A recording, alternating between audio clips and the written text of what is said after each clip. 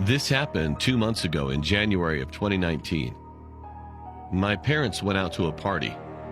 They told me they wouldn't be back until at least 3 a.m. in the morning because the party was supposed to start at 8 p.m. and the party was going to be in New Jersey. We live in Connecticut, so it takes a while to get there and back. They told me to watch my 10-year-old brother and expected me to be responsible because I'm 15 years old. When they left, we watched movies all night while eating a bunch of popcorn. It was around 11:30, and we just finished watching Infinity War. I told my brother to brush his teeth and go to bed. I stayed up later than him to watch the movie Logan. The movie ended, and it was around 2 in the morning. I was getting ready for bed when my brother came down the stairs.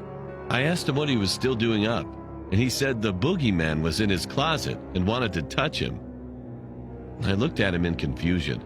My brother isn't the type of kid to pull pranks or joke around. He wanted me to check it out.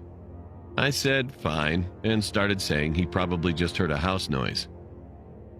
He said he heard a noise coming from his closet, and when he checked inside, the boogeyman was there and said he wanted to touch him. We went inside his room. I turned on the light and we went to the closet door.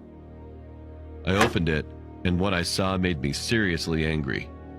There was a tall, scruffy-looking man with long, black, greasy hair. He looked as if he was in his mid-40s and was fairly built. I was pissed off when I saw this creep watching my 10-year-old brother sleep, and I figured out what my brother meant when he said the boogeyman wanted to touch him. I was so pissed off. I punched his throat. He dropped to the floor gasping for air, but I stepped on his face as hard as I could at least 6 times. He was covered in blood and was having trouble breathing. I grabbed my brother and ran into the bathroom, locking the door and calling the cops. Then I called my parents. My parents freaked out.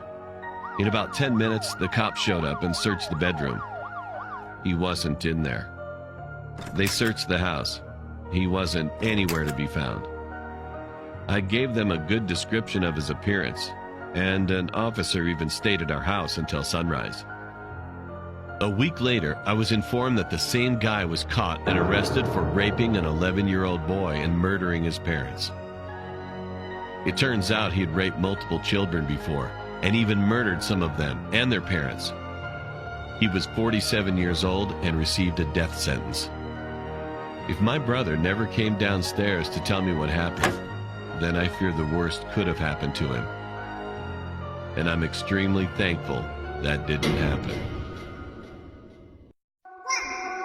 我们一起学猫叫，一起喵喵喵喵喵，在你面前撒个娇，哎呦喵喵喵喵喵，我的心砰砰砰跳，连脸上你都坏笑，你不说爱我，我就喵喵喵。